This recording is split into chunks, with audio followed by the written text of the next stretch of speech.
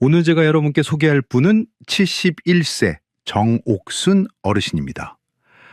어르신은 평생을 새벽 시장에서 생선 장사를 하며 자식들을 키워내신 분입니다. 한순간도 엉덩이를 바닥에 붙이지 않고 사셨던 분이라 주변에서는 다들 법 없이도 살 사람이고 부지런함의 표본이라고 칭찬이 자자했습니다.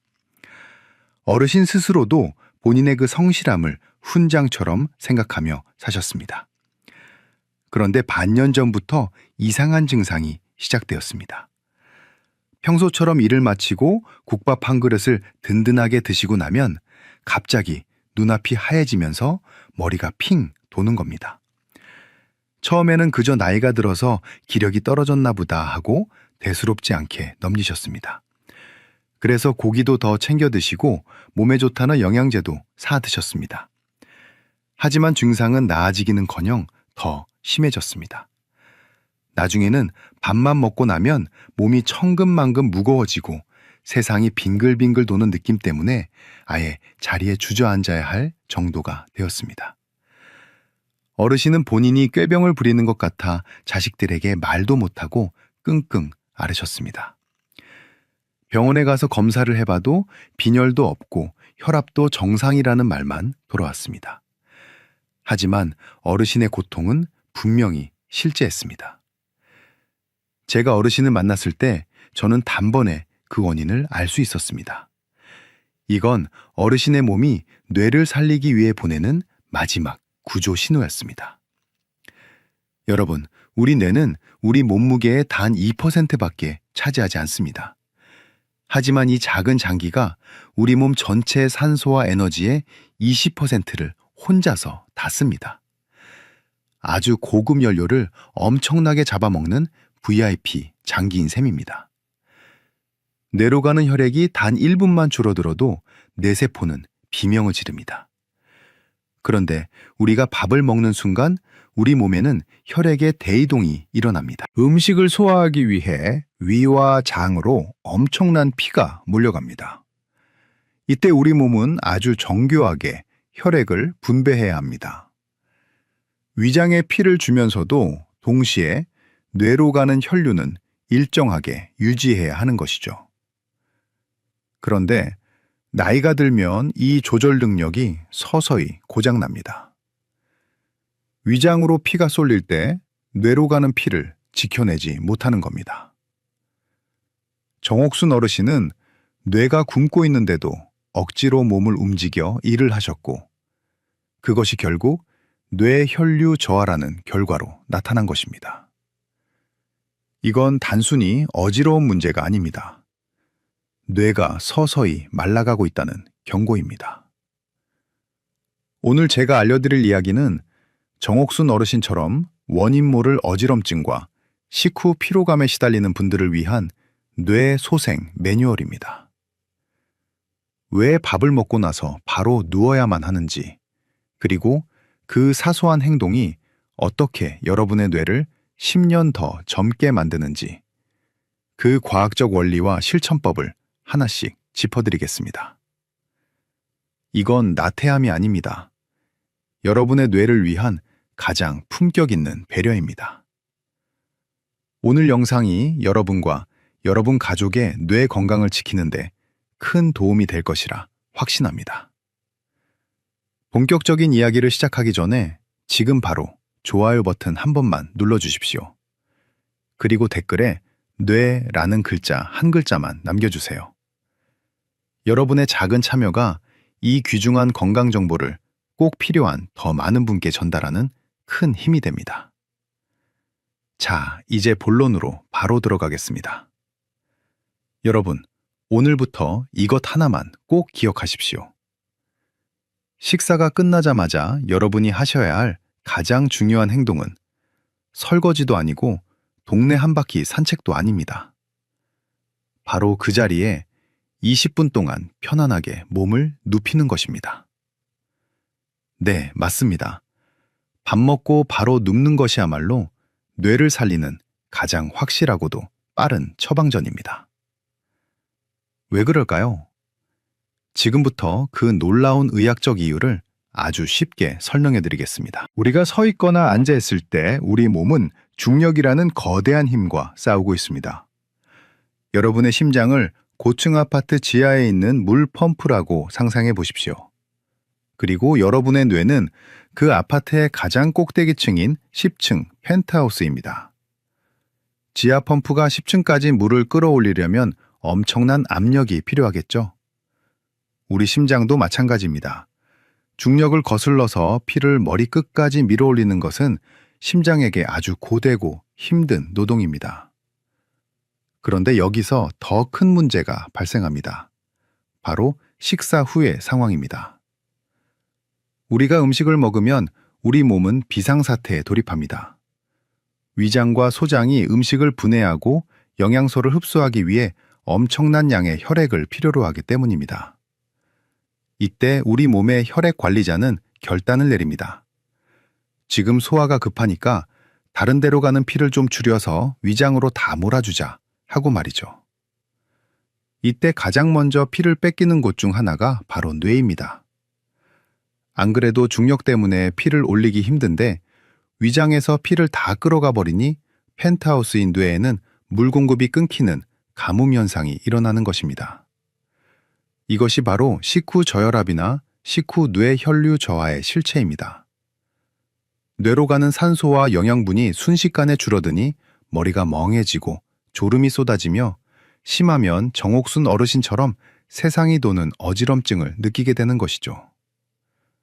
하지만 이때 여러분이 몸을 수평으로 눕히면 어떤 일이 벌어질까요?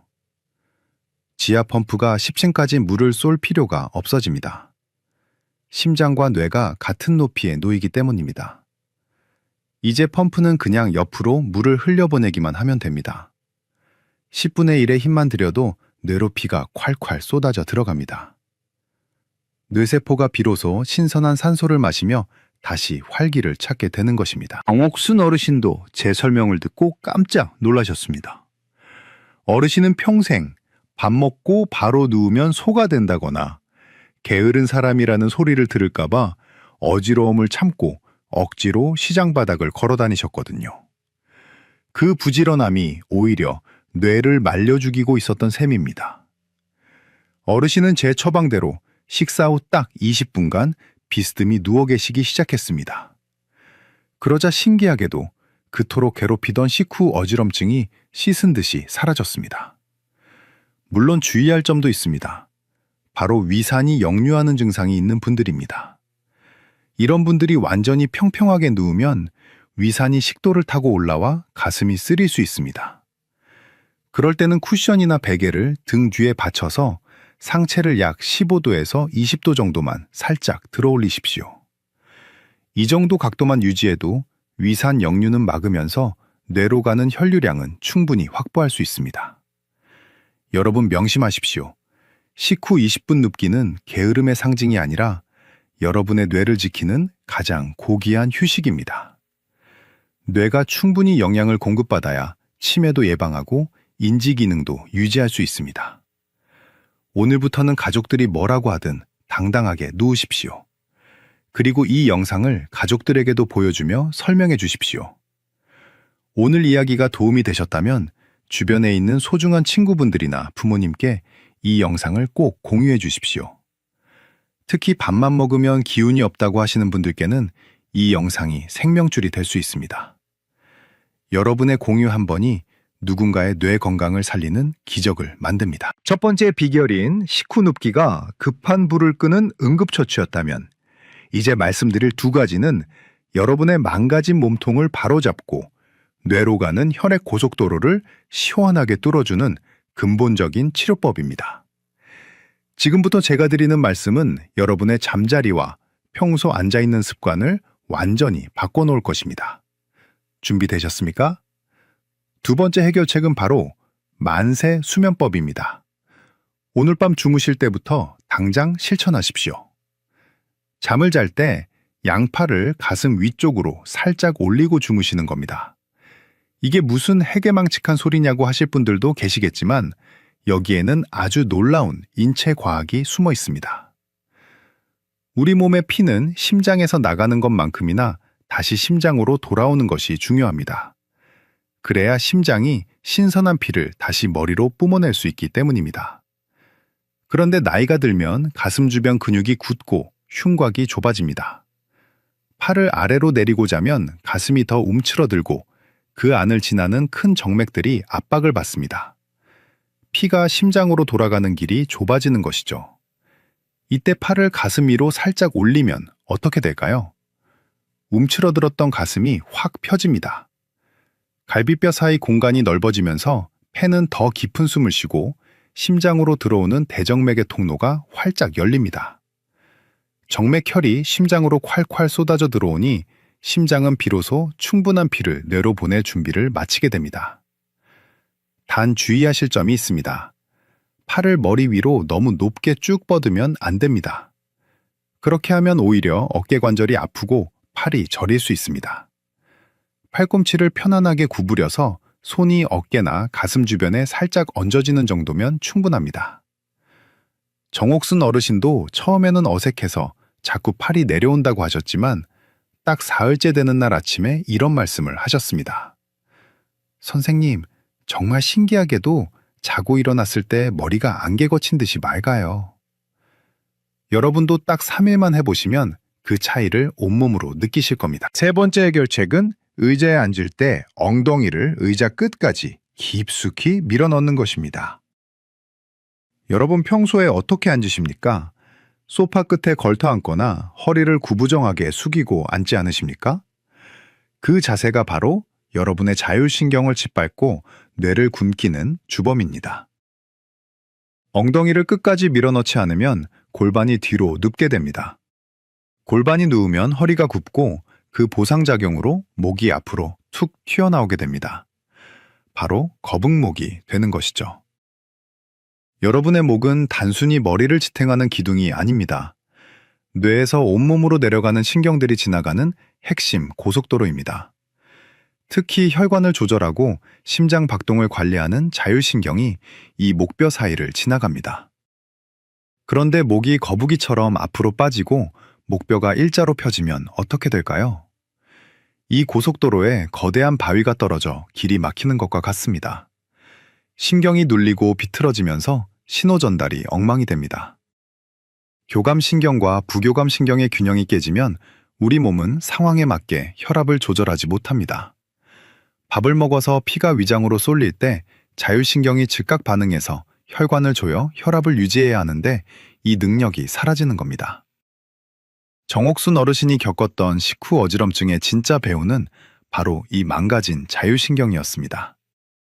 어르신은 평생 생선을 손질하시느라 고개를 숙이고 사셨고 쉴 때도 소파에 비스듬히 누워 스마트폰을 보셨거든요. 그 습관이 목을 망가뜨리고 자율신경을 마비시켰던 것입니다. 그래서 제가 어르신께 신신당부를 드렸습니다. 어르신, 이제부터 의자에 앉으실 때는 무조건 엉덩이부터 의자 깊숙이 집어넣으세요. 허리를 등받이에 딱 붙여야 골반이 서고 골반이 서야 목이 제자리를 찾습니다. 목이 바로 서야 뇌로 가는 고속도로가 뚫리고 자율신경이 되살아납니다. 이렇게 말씀드렸더니 어르신은 그날부터 의식적으로 엉덩이를 밀어넣고 앉으셨습니다.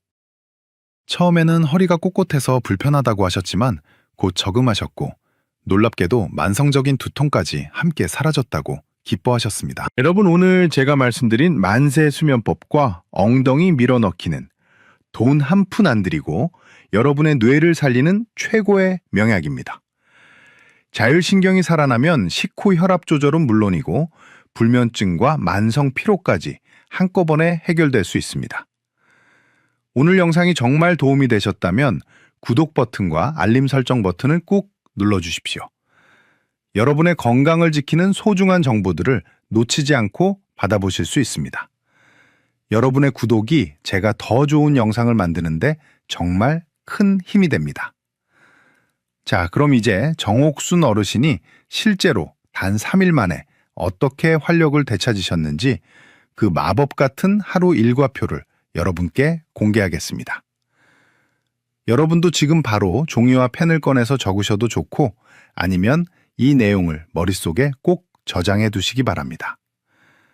이 루틴은 단순히 시간을 때우는 것이 아니라 여러분의 망가진 자율신경을 복구하고 뇌에 생명수를 공급하는 정밀한 설계도입니다. 정옥순 어르신의 아침은 이제 침대에서 바로 벌떡 일어나는 것으로 시작하지 않습니다. 눈을 뜨면 가장 먼저 누운 채로 양팔을 가슴 위로 올리고 기지개를 켜는 만세 동작을 5번 반복합니다. 밤새 굳어있던 가슴 근육을 열고 심장으로 피가 잘 돌아가게 기를 닦아주는 준비 운동이죠.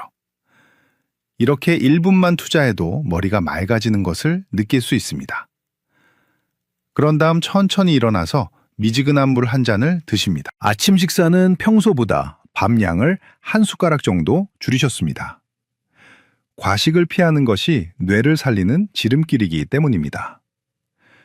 식사를 마치면 어르신은 이제 무거운 고무장갑을 바로 끼지 않습니다. 대신 거실 소파로 가셔서 등 뒤에 쿠션을 2~3개 받치고 상체를 20도 정도 비스듬히 세운 상태로 누우십니다. 정옥순 어르신은 위장이 조금 약하셔서 혹시라도 위산이 올라올까봐 이 각도를 꼭 지키셨습니다. 이렇게 20분 동안 눈을 감고 편안하게 뇌에 피가 차오르는 것을 만끽하셨습니다. 20분 후 어르신은 예전처럼 머리가 핑 도는 증상 없이 아주 가뿐하게 설거지를 마치고 시장으로 향하셨습니다. 시장에서 일을 하실 때도 어르신은 1cm의 기적을 실천하셨습니다. 생선을 손질하다가 잠깐 의자에 앉을 때마다 엉덩이를 의자 등받이 끝까지 꽉 밀어 넣으셨습니다. 그렇게 하니 자연스럽게 허리가 펴지고 숙여졌던 목이 바로 섰습니다. 목이 바로 서니 자율신경이 숨을 쉬기 시작했고 오후만 되면 찾아오던 지독한 피로감이 눈에 띄게 줄어들었습니다. 저녁 식사 후에도 마찬가지로 20분간 수평뜨기 휴식을 하셨고 밤에 잠자리에 들 때는 스마트폰을 멀리 치우셨습니다. 고개를 숙이고 스마트폰을 보는 1시간이 뇌로 가는 혈류를 3시간 동안 막는 것과 같다는 제 설명을 들으셨거든요. 대신 만세 수면 자세로 손을 가슴에 편안하게 얹고 깊은 잠에 드셨습니다. 이렇게 딱 사흘을 보내신 어르신은 제가 다시 뵈었을 때 얼굴빛이 마치 처녀 시절처럼 맑아져 계셨습니다. 자, 그런데 여러분 여기서 정말 중요한 포인트가 하나 더 있습니다. 제가 식사 후 20분 동안 누워 계시라고 말씀드린 건 하루 종일 누워만 계시라는 뜻이 절대 아닙니다. 이건 마치 우리가 먼 길을 가기 위해 자동차에 기름을 가득 채우는 것과 같습니다. 20분 동안 뇌에 신선한 혈액과 산소를 가득 채웠다면 이제 그 에너지를 가지고 밖으로 나가셔야 합니다. 뇌의 혈류가 회복되어 머리가 맑아진 바로 그 시간이야말로 여러분의 뇌가 가장 똑똑하게 일할 수 있는 골든타임입니다. 이때 가만히 계시지 말고 동네 한 바퀴 가볍게 산책을 하시거나 평소 배우고 싶었던 외국어 공부 혹은 바둑이나 퀴즈풀이 같은 두뇌 활동을 시작하십시오. 뇌는 쓰면 쓸수록 젊어집니다. 20분의 휴식으로 뇌를 충전했다면 남은 시간에는 그 에너지를 아낌없이 쓰셔야 합니다. 그래야 뇌세포 사이의 연결이 더 단단해지고 치매가 발붙일 틈이 없어집니다. 자, 이제 여러분이 이 방법을 실천하시면서 가장 궁금해하실 내용 3가지만 짚어드리겠습니다. 첫 번째 질문입니다. 선생님, 밥 먹고 바로 누우면 살찌지 않을까요? 혹은 소화가 안 되지 않을까요? 하는 걱정입니다. 여러분, 절대 그렇지 않습니다. 오히려 그 반대입니다. 우리가 스트레스를 받으며 억지로 몸을 움직이면 우리 몸은 비상사태로 인식해서 에너지를 지방으로 저장하려는 성질이 있습니다. 하지만 식후 20분간 편안하게 누워 뇌와 위장에 피를 몰아주면 대사가 원활해져서 오히려 소화가 더 잘 되고 에너지 소비도 효율적으로 변합니다. 단, 배가 너무 부르게 드시지는 마십시오. 적당히 드시고 눕는 것이 비결입니다. 두 번째 질문입니다. 저는 역류성 식도염이 너무 심한데 정말 누워도 될까요? 하는 질문입니다. 네, 제가 계속 강조드리는 것처럼 완전히 평평하게 눕는 것이 아니라 상체를 약간만 올리시면 됩니다. 비스듬한 각도는 위산이 역류하는 것을 물리적으로 막아주면서도 심장과 뇌의 높이 차이를 줄여주기 때문에 뇌 혈류 확보에는 충분한 도움을 줍니다. 누웠을 때 가슴이 답답하다면 각도를 조금 더 높여서 본인에게 가장 편안한 지점을 찾으시면 됩니다. 세 번째 질문입니다. 베개는 어떤 것을 써야 하나요? 하는 질문도 참 많습니다. 베개는 너무 높지도 너무 낮지도 않아야 합니다. 누웠을 때 목의 C자 곡선이 자연스럽게 유지되는 것이 중요합니다. 너무 높은 베개는 목뼈를 일자로 만들어 자율신경을 압박하고 너무 낮은 베개는 뇌압을 높일 수 있습니다. 목 뒤를 탄탄하게 받쳐주면서 머리 부분은 살짝 들어가는 베개가 가장 좋습니다. 네 번째로 많이 물어보시는 질문입니다. 선생님, 저는 기운이 없어서 하루 종일 누워있는 게 편한데 그래도 될까요? 하는 질문입니다. 제 대답은 단호하게 아닙니다, 입니다. 우리 몸의 근육과 뇌는 쓰지 않으면 순식간에 녹슬어 버립니다. 식후 20분의 휴식은 오로지 뇌 혈류를 지키기 위한 전략적인 쉼표일 뿐입니다. 그 쉼표 뒤에는 반드시 활동이라는 문장이 이어져야 합니다. 많이 걷고, 많이 웃고, 새로운 것을 배우는 즐거움을 포기하지 마십시오. 그것이 제가 말씀드리는 진정한 뇌 건강법의 완성입니다. 여러분, 오늘 제가 알려드린 이 루틴은 어마어마한 비법이 아닙니다. 우리 몸의 원리를 이해하고 그에 맞춰 생활하는 아주 상식적인 방법입니다. 하지만 이 상식을 3일만 꾸준히 실천하는 사람은 대한민국에서 단 1%도 되지 않습니다. 저는 여러분이 그 1%의 주인공이 되어 맑은 정신으로 남은 인생을 즐기시길 진심으로 바랍니다. 지금 바로 이 루틴을 시작하실 분들은 댓글에 시작 혹은 숫자 1이라고 남겨주십시오. 여러분이 남겨주신 그 한마디가 여러분의 의지를 다지는 첫걸음이 될 것입니다. 또한 댓글창에서 서로의 실천 후기를 나누며 응원해 주세요. 혼자 하면 어렵지만 함께하면 반드시 성공할 수 있습니다. 여러분의 변화를 제가 끝까지 응원하겠습니다. 여러분, 이제 오늘 긴 강연을 마무리할 시간입니다. 제가 오늘 여러분께 전해드린 이야기는 단순히 밥 먹고 좀 쉬자는 편안한 제안이 아니었습니다. 그것은 평생을 부지런함 하나로 살아오신 우리 시대의 모든 정옥순 어르신들께 드리는 의사로서의 가장 절박한 호소이자 고백이었습니다. 여러분, 지금까지 정말 고생 많으셨습니다. 자식들 키우느라, 가정을 일구느라 한순간도 편히 눕지 못하고 달려오신 그 세월을 제가 어찌 다 알겠습니까? 하지만 이제는 여러분의 몸이, 특히 여러분의 소중한 뇌가 여러분께 쉴 권리를 요구하고 있습니다.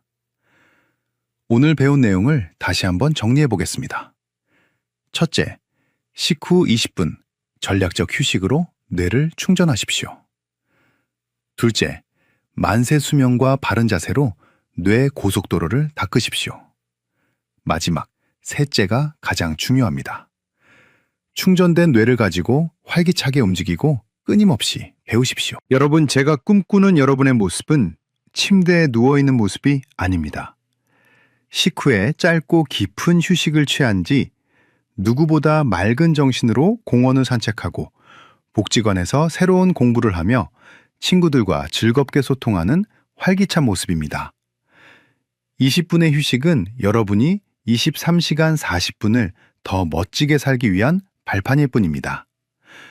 더 이상 부지런함 때문에 몸을 혹사하지도 마시고 반대로 휴식이라는 이름 뒤에 숨어 활력을 잃지도 마십시오. 잘 쉬고 더 잘 움직이는 것. 이 두 가지의 절묘한 조화가 여러분을 무병장수의 길로 안내할 것입니다. 내일 아침 눈을 뜰 때부터 여러분의 하루는 달라질 것입니다. 잠자리에서 일어날 때의 그 가벼운 기지개 한 번이 식사 후 소파에 기대 앉는 그 20분이 여러분의 남은 인생을 통째로 바꿀 수 있습니다.